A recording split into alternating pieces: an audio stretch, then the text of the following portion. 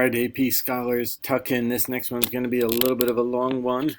Okay, we're going on to talk about section 4. That's not where I am there. Section 4, the ideal gas law. Now, you might be thinking, well, that's not that long, but we got to get to the ideal gas law in order to talk about the ideal gas law. So this is going to be a summary of gases and their gas laws, etc.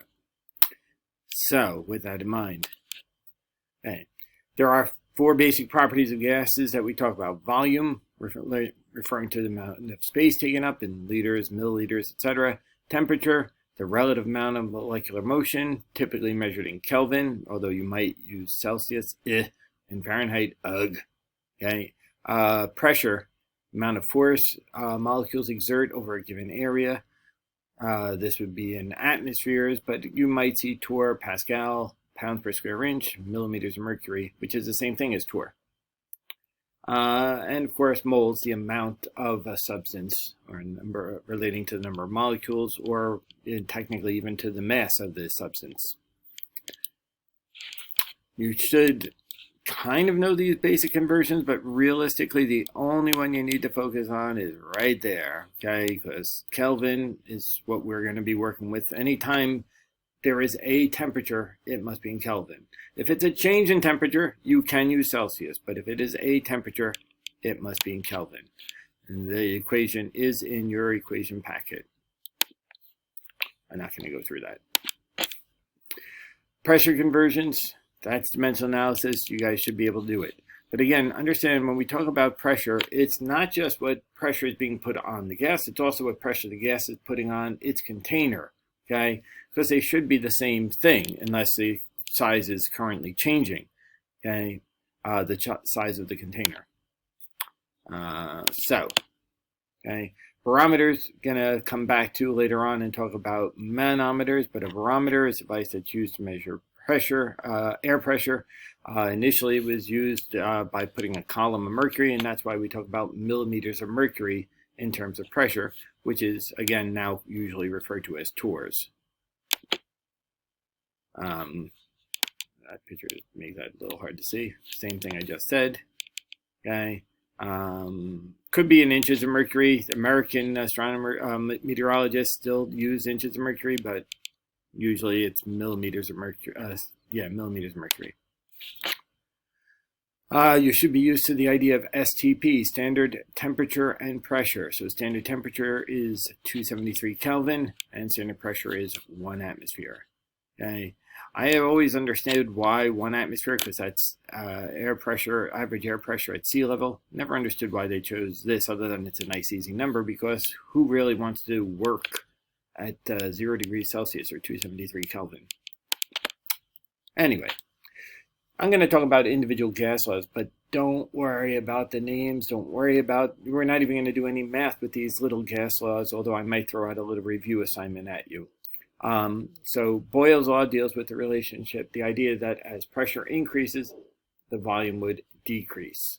Okay, and so mathematically, yes, we could talk about P1V1 equals P2V2. But again, the idea is that it's an inverse relationship. So you see, as the pressure increases, the volume is decreasing, and that's demonstrated here in the picture as well. Okay. Then we have Charles' law, which is the relationship between volume and temperature. If I heat up the molecules, they start moving more, which means they were going to try and expand, so the volume would increase. That is a direct relationship. V1 over T1 equals V2 over T2. And we see that direct relationship being shown here. As we heat up this substance, the piston expands, the volume gets bigger. Gay-Lussac's law deals with the relationship with pressure and temperature. And that also is a direct relationship, because if the temperatures are spreading out, are getting more active, but they can't spread out because the volume is constant, then instead they're going to just start hitting the container harder and harder, thus more pressure.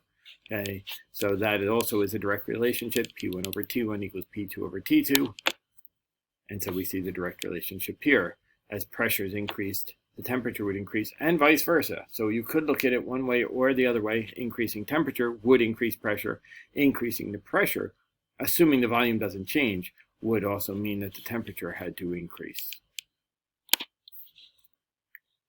Then we have Avogadro's law. Best talked about in terms of moles, although you could talk about it in terms of masses. The idea is that the more gas you have, the bigger the volume is. And that's really, the basic idea of Avogadro's law. He was talking about it in terms of number of molecules.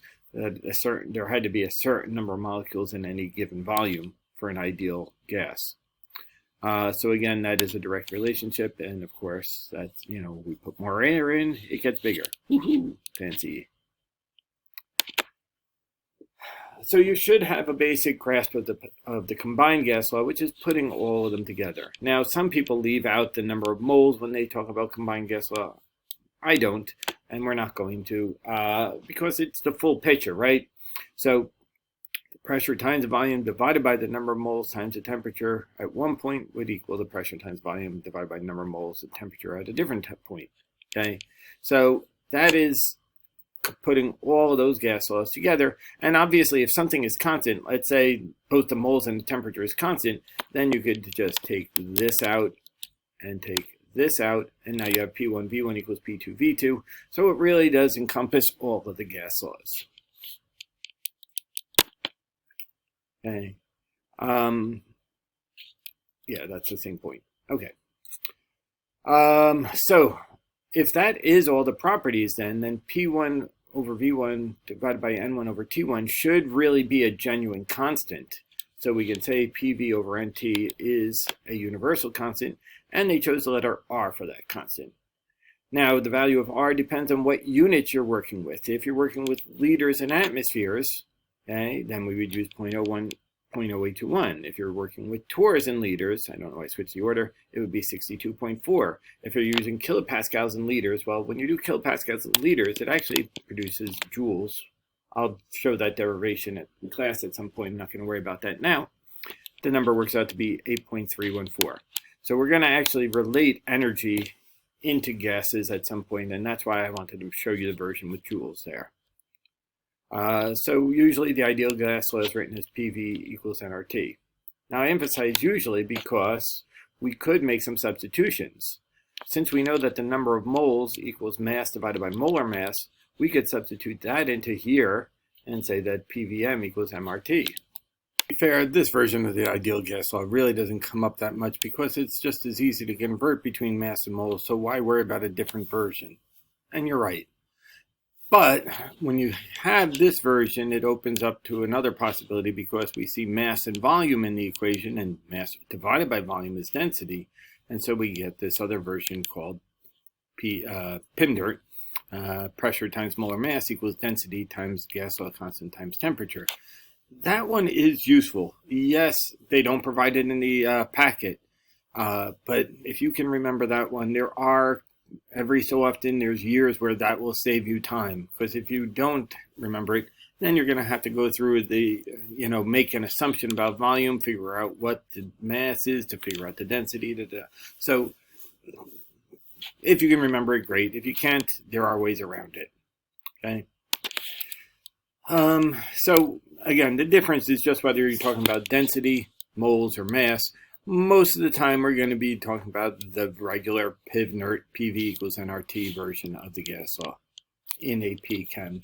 But PIMDIRT, I guarantee you, will come up in my class at least.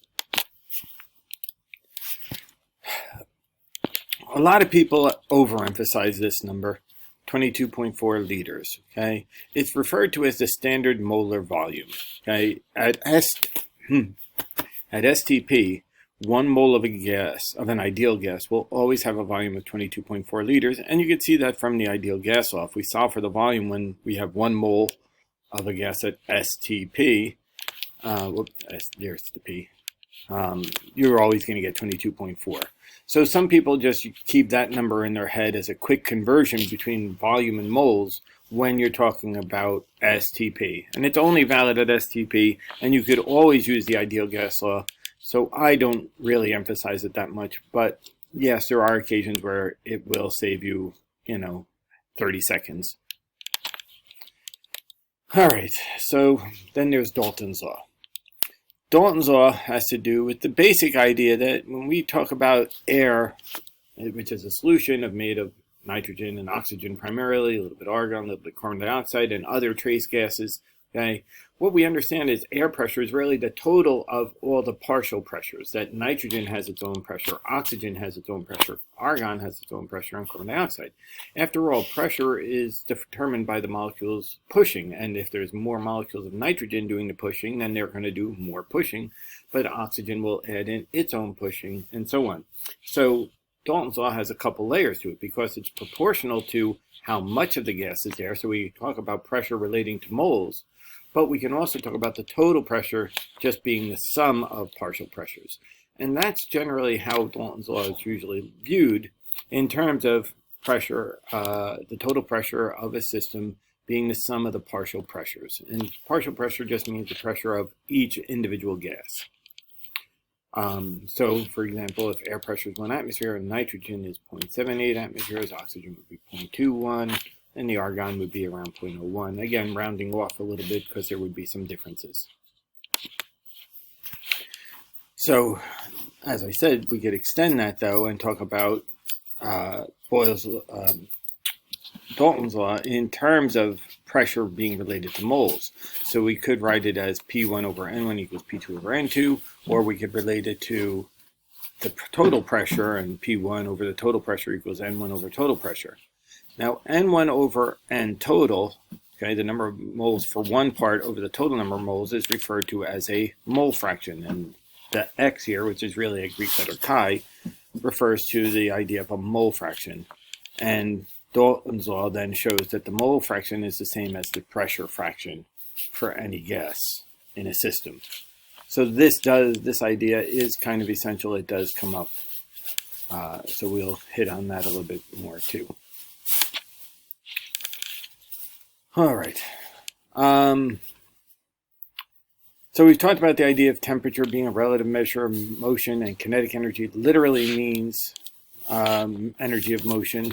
So they are obviously related, and there is an equation. You don't have to know that. You just need to know that temperature relates to kinetic energy. Okay, that's really the key. Although if we were calculating, there's where that joules that I was talking about in terms of R comes into play. We're not going to do that. Okay. But you should be able to take that idea and apply it here and talk about, which of the following gases would have the largest average kinetic energy at 25 degrees Celsius. Well, if they're all at the same temperature, then they all should have the same average kinetic energy, and they all would be 3716 joules per mole. Now, when we talk about speed versus kinetic energy, now we, physics people back me up. Speed, the kinetic energy depends on mass and velocity. So it's not just one thing or the other. So now we have to take both of those into account. So when we talk about the speed of molecules, then we'd have to take into account mass, or more specifically, we would take into account molar mass. Again, we're not going to get into that. We're going to talk about it conceptually. Okay, notice that molar mass is in the denominator, which means that the molar mass is inversely proportional to the speed. Okay, so at a given temperature, a heavier gas is going to move slower, a lighter gas is going to move faster. And that's a pretty basic idea. So if I said same question to you a moment ago, but now which of the gases would have the largest root mean square speed at 25 degrees Celsius? And now we would compare helium, nitrogen, carbon monoxide, and hydrogen, talking about molar masses. Well, helium's molar mass is 4, hydrogen's is 2, nitrogen's is 28, carbon dioxide is 28. So that means carbon monoxide, is 28. Hydrogen is the lightest, so it would be traveling the fastest. Sometimes they use the word root mean square speed. By the way, I didn't really flesh that out for you. It's really just a way to talk about an average vector speed. So don't get hung up on it. Just think about it as the average speed. So here's an explanation of it, and you can see that molecules, the hydrogen is going at an exceptional speed, okay, 1928 meters per second. Just for reference sake, the speed of sound is around 340 meters per second. So this is, about Mach 5, almost Mach 6, or 5 or 6 times the speed of sound. So hydrogen can really move. And that lays the foundation for Graham's law. So if you see the word effusion or diffusion, okay, that has to do with gas movement. Okay, effusion is where gas is escaping through a small hole. Okay, diffusion is just where a gas is being allowed to just spread out. So you spray perfume in one corner of the room, eventually the room will have a little bit of a scent of the perfume. Okay, whereas eventually some of that smell might slip under the door and out into the hallway, so that would be more of the effusion. And there's an equation for that you don't need to know. Okay, again, it's the same idea as the speed. Okay, heavier gases will move slower, so they're going to effuse slower, they're going to diffuse slower. So that's really all you need to know about Graham's law. All right, so whether we talk about rates or speed, same idea in that regard. And this is just a whole idea of it effusing out. We're not going to do any calculations with Graham's law. And that's it. I'm not going to go into that for today. So I sped through this in record time. But I think most of it's been covered well in your previous chemistry experience. Okay? We're going to do some extra mathematical practice on this in a subsequent class. So this was just a conceptual portion of it. All right? Have a good one, guys.